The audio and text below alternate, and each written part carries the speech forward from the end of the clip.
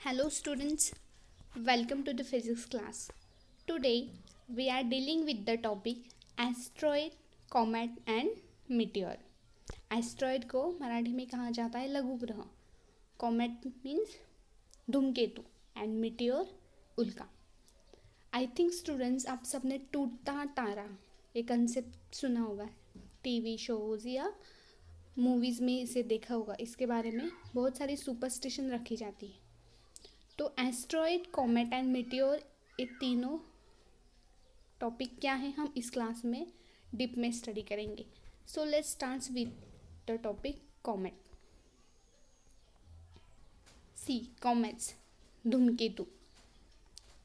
तो कॉमेट्स तो पहले एक सेलेस्टियल बॉडीज़ है. सेलेस्टियल बॉडीज़ मीन्स जो बॉडीज़ अर्थ के बाहर होती है.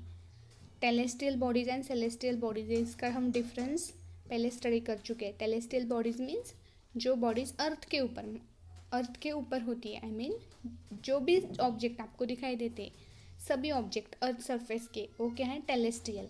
एंड अर्थ सरफेस के जो बाहर के ऑब्जेक्ट्स है like planet, stars, comet, asteroid, ये सभी क्या है, सेलेस्टियल बॉडीज़ है.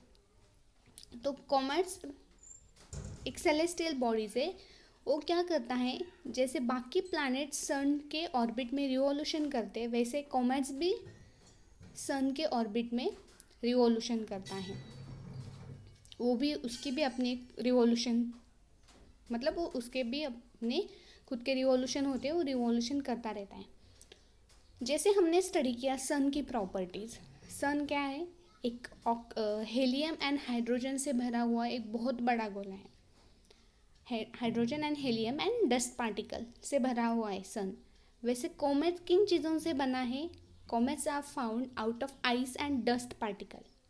आइस एंड डस्ट पार्टिकल का कॉम्बिनेशन से बना हुआ है एक कॉमेट्स, धूमकेतु, जिसे हम मराठी में कहते हैं धूमकेतु.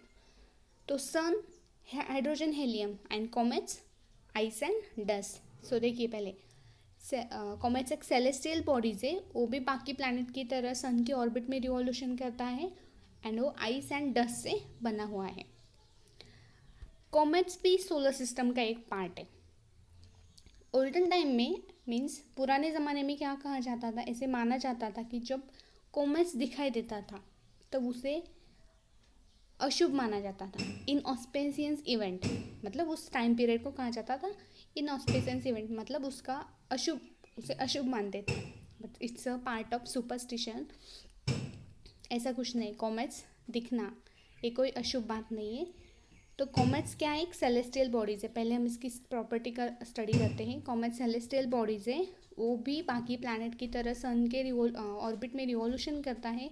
वो आइस एंड डस्ट से बना हुआ है और एक सोलर सिस्टम का ही एक पार्ट है. उसकी भी अपनी एक ऑर्बिट होती है. कॉमेट अब दिखता कैसे है, आपने देखा होगा, यहाँ पे भी आपको दिखाई दे रहा है, उसके पिक्चर्स भी आपने देखे होंगे.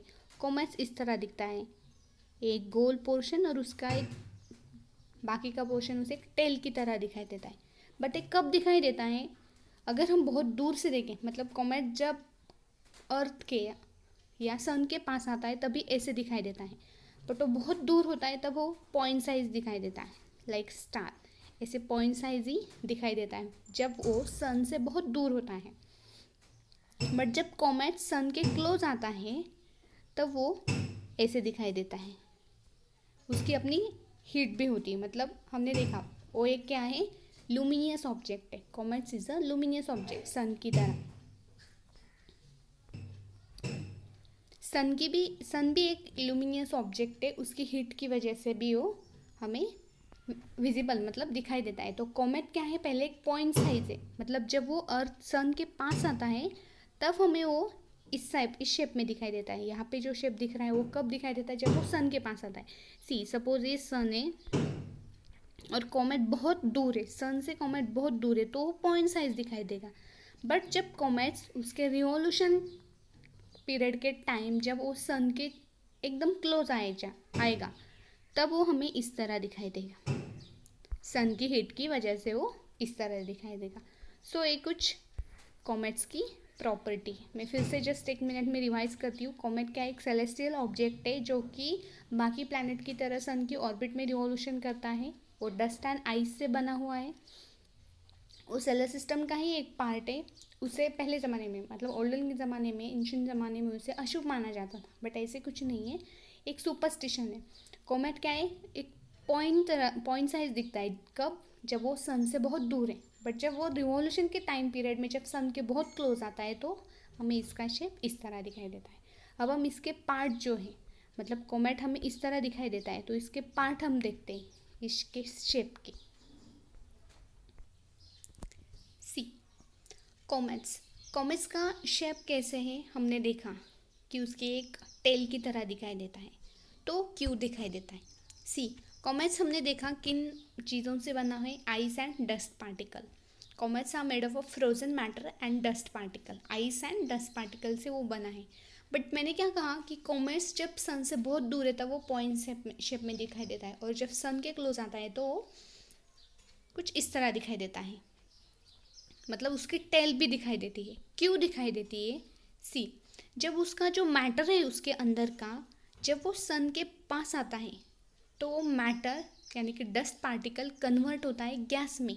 जो फ्रोजन मैटर है, आइस एंड डस्ट पार्टिकल, वो कन्वर्ट होता है गैस पार्टिकल में, गैस में, क्योंकि सन की हीट की वजह से। सन की हीट बहुत ज़्यादा है, तो सन की हीट की वजह से उसके अंदर जो गैस भरा हुआ है, जो फ्रोजन मैटर है, जो आइस एंड डस्ट पार्टिकल है, उसका कन्वर्जन किस में होता है? गैस में होता है।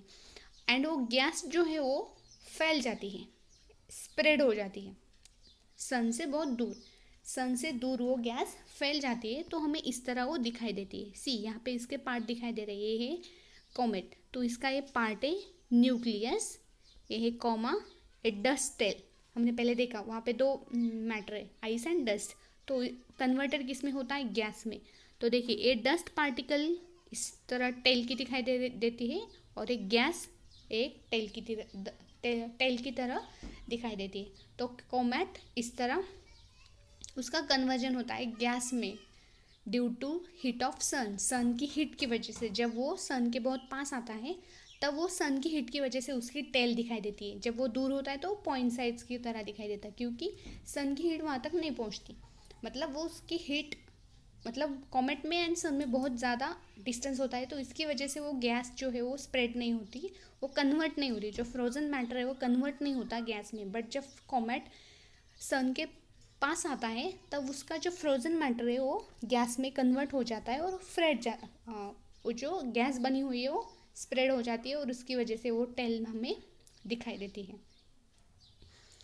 तो ये स्काई में बहुत रेयर दिखाई देती है, हमें कॉमेट जो है बहुत रेयर दिखाई देती है। एंड इसका जो टाइम पीरियड है कॉमेट दिखाई देने का, तो आपने देखा होगा हैली कॉमेट, जिसे हैली धूमकेतु कहा जाता है, वो तो बहुत सालों के बाद दिखाई देता है। I think near about 75 years के बाद वो दिखाई देता है। तो इस तरह कॉमेट हमें दिखाई देता है, और कॉमेट की ये प्रॉपर्टीज़ है। मैं जस्ट 2 मिनट में फिर से रिवाइज करती हूँ कि कॉमेट क्या है। कॉमेट एक सेलेस्टियल बॉडीज़ है जो कि सोलर सिस्टम का ही एक पार्ट है, और वो अदर प्लैनेट की तरह सन के ऑर्बिट में उसके रिवॉल्यूशन चलते हैं।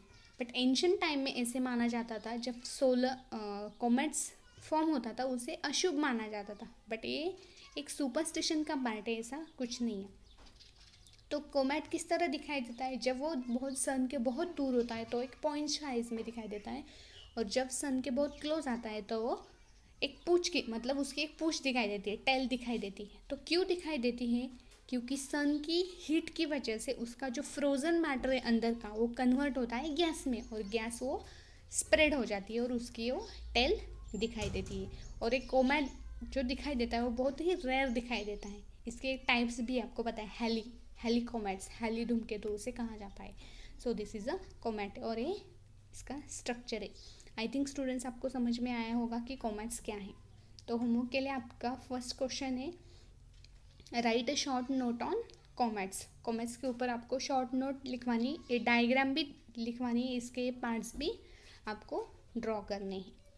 सो अब हम देखते हैं नेक्स्ट टॉपिक। सी एस्ट्रॉयड क्या है।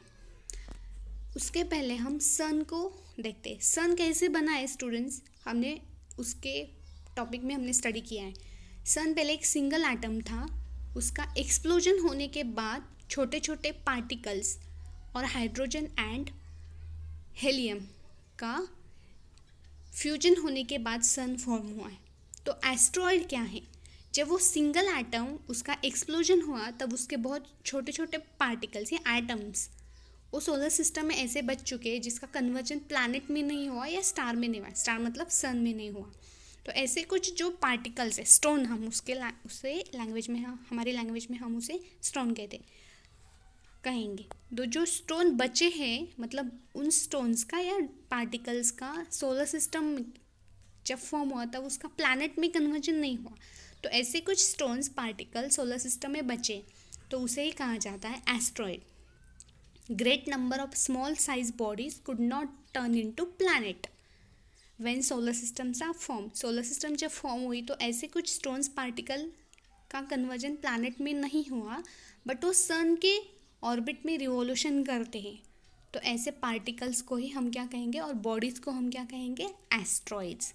सो एस्ट्रॉइड क्या है? बेसिकली यहाँ पे आपको पिक्चर दिखाई दे रहा है, ऐसे इस तरह दिखाई देता है, स्टोन की तरह। इसका शेप इरेगुलर होता है।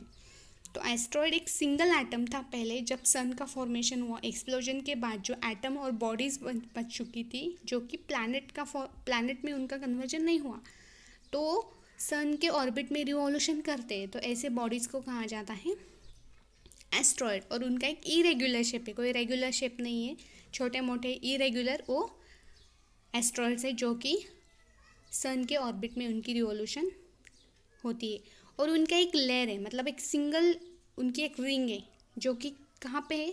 मार्स एंड जुपिटर के बीच में। मार्स एंड जुपिटर प्लैनेट के बीच में इनकी एक रिंग है, वो वहाँ पे रिवॉल्यूशन करते। और बेल्ट, उनकी एक बेल्ट कहेंगे, एस्ट्रॉइड की एक बेल्ट है और इसे हम कहते हैं एस्ट्रॉइड बेल्ट, जिसे मराठी में हम कहते हैं लघु पट्टा, लघु ग्रहांचा पट्टा। See belt of such celestial bodies have form between the planet Mars and Jupiter. Mars and Jupiter के बीच में इनकी एक बेल्ट है एस्ट्रॉइड की, जिसे कहा जाता है एस्ट्रॉइड बेल्ट। तो एस्ट्रॉइड बेसिकली क्या है? एक सन जब फॉर्म हुआ था तब एक सिंगल एटम था, हमने वो देखा है, बिग बैंग इवेंट क्या है, सन कैसे फॉर्म होता है। तो जब वो सिंगल एटम का एक्सप्लोजन होने के बाद ऐसी कुछ छोटी मोटी स्मॉल बॉडी बच चुकी है जिसका कन्वर्जन सन में नहीं हुआ, मतलब सन फॉर्म होते वहाँ पे उसका कन्वर्जन नहीं हुआ या प्लैनेट फॉर्म होते हुए भी नहीं हुआ। तो ऐसी कुछ बॉडी सोलर सिस्टम में बची है, तो उसकी एक बेल्ट बनी है। और वो बेल्ट किस प्लैनेट के बीच में है? मार्स एंड जुपिटर के बीच में है, उसे कहा जाता है एस्ट्रॉइड बेल्ट। और जो सिंगल है उसे कहा जाता है एस्ट्रॉइड, और जिसका इरेगुलर शेप होता है और साइज भी इरेगुलर होती, मतलब सेम साइज नहीं होती। So this is a asteroid. See, आपको यहाँ पे दिख रहा है एस्ट्रॉइड बेल्ट। अब यहाँ पे देखेंगे तो सी, यहाँ पे मार्स है, यहाँ पे जुपिटर है। तो मार्स एंड जुपिटर के बीच में इनकी एक एस्ट्रॉइड की ऐसी एक बेल्ट है। सी, यहाँ पे भी है। तो this is a asteroid belt, main asteroid belt है। सी, यहाँ पे भी वही सोलर सिस्टम की पिक्चर है, ये है मार्स एंड ये है जुपिटर। तो मार्स एंड जुपिटर के बीच में एक क्या दिखाई दे रही है आपको? Asteroid belt. एस्ट्रॉइड की बनी हुई एक बेल्ट दिखाई दे रही है जिसे लघु ग्रह पट्टा कहा जाता है। So this is a asteroid belt. So second question for the homework is explain in detail asteroid belt. Asteroid belt को आपको डिटेल में एक्सप्लेन करना है। सोलर सिस्टम की डायग्राम भी ड्रॉ करनी है और उसके बीच में भी आपको एक एस्ट्रॉइड बेल्ट दिखाना है। ये आपका होमवर्क का सेकेंड क्वेश्चन है। Now we are going to study the last topic of this lesson, meteors, उल्का। तो उल्का क्या है? तो मैंने पहले भी आपको कहा कि आपने फॉलिंग स्टार, टूटता तारा देखा होगा। मोस्टली मूवीज़ में ये दिखाई देते हैं कि जब हम उसे कोई विश मांगते तो पूरी हो जाती है। It's also parts of superstition. तो एक टूटता तारा क्या कंसेप्ट है? मीटियोर्स, जिसे उल्का कहा जाता है मराठी में। तो ये क्या कंसेप्ट है हम देखते हैं। एक्चुअली ये एस्ट्रॉइड्स ही, मतलब एस्ट्रॉइड्स का ये एक पार्ट है। तो फॉलिंग स्टार क्या है कि एट द एंशिएंट टाइम या अभी भी जब तारा टूटता है या उल्का गिरती है तब हम क्या कहते हैं, टूटता तारा। तो इस इवेंट को क्या कहा जाता है, मिट्योर फॉल। जो टूटता तारा है इस कंसेप्ट को ही हम कहते हैं मिट्योर फॉल। एक्चुअली वहाँ पे उल्का फॉल होती है तो उसे कहा जाता है फॉलिंग स्टार। तो एक एस्ट्रॉयड होती है तो रॉक में बर्न होती है। जब एस्ट्रॉयड बर्न होती है तो उसका कन्वर्जन रॉक में होता है। एस्ट्रॉयड बेल्ट में जो बहुत सारे एस्ट्रॉयड्स हैं तो उनमें एक दो जो एस्ट्रॉयड्स हैं ऐसे उनमें क्या होता है, फ्रिक्शन होता है, एक दूसरे के ऊपर वो स्ट्राइक होते हैं, फ्रिक्शन होता है उनका, तो वो बर्न होकर वो उनका रॉक में कन्वर्जन होता है तो वो होती है मिटियोर्स। तो उसे कहा जाता है मिटियोर्स। बट ये अर्थ सरफेस पे ऊपर भी गिरती है। ये जो मिटियोर्स होती है, उल्का होती है, वो अर्थ सरफेस के ऊपर भी गिरती है, फ्रिक्शन के ऊपर। हमने पहले कहा जब वो यहाँ पे आपको दिखाई दे रहा है, जब ये एस्ट्रॉयड एक दूसरे के ऊपर ऐसे स्ट्राइक होती है, फ्रिक्शन होता है इन दोनों के बीच में, तो कुछ एस्ट्रॉयड्स है वो सभी मतलब उनका सब पार्ट रॉक में कन्वर्ट होता है, वो बर्न होती है। बट कुछ जो एस्ट्रॉयड होती है, बड़ी एस्ट्रॉयड्स, उनका कुछ पार्ट बच जाता है और अर्थ सरफेस के ऊपर आ जाता है। मतलब अर्थ एटमॉस्फेयर के ऊपर जब वो एंटर करते हैं तब वो अर्थ के ऊपर इंसर्ट होते हैं, फॉल होते हैं। तो उसकी वजह से वो अर्थ सरफेस के ऊपर फॉल होते हैं और हम उसे कहते हैं उल्का, यानी कि मिटियोर। मतलब वो कम्प्लीटली बर्न नहीं होते और अर्थ सरफेस के ऊपर गिरती ही। तो अगर आपने सुना होगा ज्योग्राफी में, जो महाराष्ट्र का लोनार लेक है तो ये मिटियोर से बना है। जब ऐसी कुछ एस्ट्रॉयड बेल्ट स्पेस में गिर रही थी, मतलब उनके बीच में फ्रिक्शन हुआ था, तो बहुत बड़ी बड़ी जो एस्ट्रॉयड होती है, मिटियोर होती है, उनके बीच में जब स्ट्राइक होती है तब वो पूरी तरह से नहीं जलती, पूरी तरह से बर्न नहीं होती। अगर पूरी तरह से बर्न होती है तो वो रॉक में कन्वर्ट होती है। बट जब बहुत बड़ी मिटियोर्स है और उनके बीच में फ्रिक्शन हुआ है तो कुछ उसका पार्ट बच जाता है, वो कम्प्लीटली बर्न नहीं होती है। तो अर्थ एटमॉस्फेयर के ऊपर जब एंटर करती है तो अर्थ के ऊपर गिरती है। तो महाराष्ट्र का जो लेक, लोनार लेक है, वो इसी की वजह से बना हुआ है, मिटियोर की गिरने की वजह से। तो मिटियोर क्या है, बेसिकली एस्ट्रॉयड का फ्रिक्शन। मतलब एस्ट्रॉयड जब एक दूसरे के ऊपर स्ट्राइक होती है तो उनके